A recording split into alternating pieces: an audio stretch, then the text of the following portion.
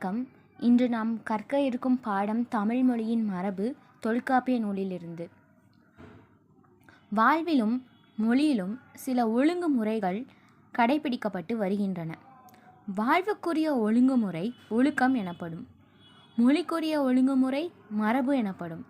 தமிழ் மொழிக்கென சில மரபுகள் உள்ளன. அவை பழங்காலம் முதலே பின்பற்றப்பட்டு வருகின்றன.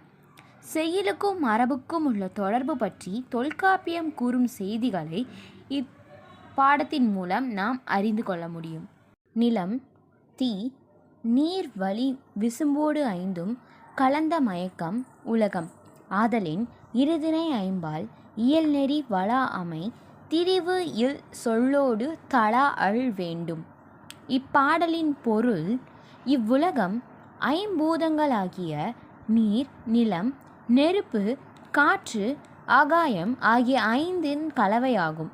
இவ்வுலகத்தில் தோன்றிய பொருட்கள் அனைத்தும் இந்த ஐம்பூதங்களின் சேர்க்கையால் உருவானதே ஆகும். உலகத்து பொருட்கள் இரு திணைகளாகவும் ஐம்பால்களாகவும் பாகுபடுத்தி கூறுதலே தமிழ் மொழியின் மரபு. இவற்றுள் இரு திணைகள் என்பது உயர்திணை அஃறிணையை குறிக்கும். உயர்திணை என்றால் 6 அறிவு உடைய உயிரினங்கள் அனைத்தையும் குறிப்பதே உயர்திணை ஆகும். அஃறிணை என்பது ஓர் அறிவு முதல் 5 அறிவு உடைய புல் முதல் விலங்குகளை குறிப்பனவே அஃறிணை எனப்படும். ஐம்பால்கள் எனப்படுவது ஆண்பால், பெண்பால், பலர்பால், ஒன்றன்பால் மரபுநிலை, திரிதல், செய்யுட்கிள்ளை, மரபு வழி பட்ட சொல்லின் ஆன. இப்பாடலின் பொருள்: திணை பால் வேறுபாடு அறிந்து இவ்வுலக பொருட்களை நம் முன்னோர் அன்றே பாகுபடுத்தி உள்ளனர். அவர்கள் கூறிய சொற்களால் கூறுதலே தமிழ் மொழியின் மரபு. இம்மரபான சொற்களையே செய்யுளிலும் பயன்படுத்துதல் வேண்டும். மரபுநிலை திரியின் பிறிது பிறிதாகும். இப்பாடலின் பொருள்: தமிழ்மொழி சொற்களை வழங்குவதில் மரபை பின்பற்ற வேண்டும். அவ்வாறு மரபு தவறி நாம் உச்சரிக்கும் போது சொல்லின் பொருளே மாறிவிடும். ஆதலால் தமிழ் மொழியின் மரபை பின்பற்றுதல் மிகவும் அவசியமாகும். நூல்வெளி. தொல்காப்பியத்தின் ஆசிரியர் தொல்காப்பியர். தமிழில் நமக்கு கிடைத்துள்ள மிக பழமையான இலக்கண நூல் தொல்காப்பியம் ஆகும். இந்நூல் எழுத்து, சொல், பொருள் என்னும் 3 அதிகாரங்களை கொண்டுள்ளது. ஒவ்வொரு அதிகாரமும் 9 இயல்களை கொண்டுள்ளது. பொருள் அதிகாரத்தின் மரபியலில் உள்ள 3 சொல்லும் பொருளும்.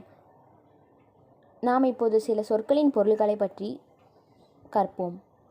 விசும்பு என்றால் வானம், ஆகாயம் என்று பொருள்படும்.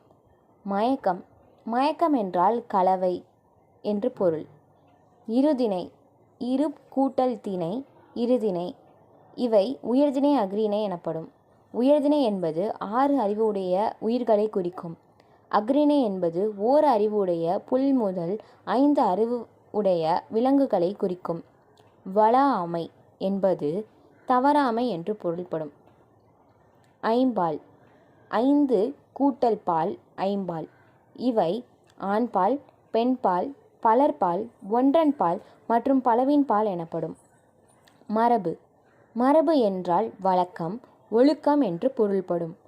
திரிதல், திரிதல் எனப்படுவது மாறுபடுதல் அல்லது வேறுபடுதல் என்பதாகும்.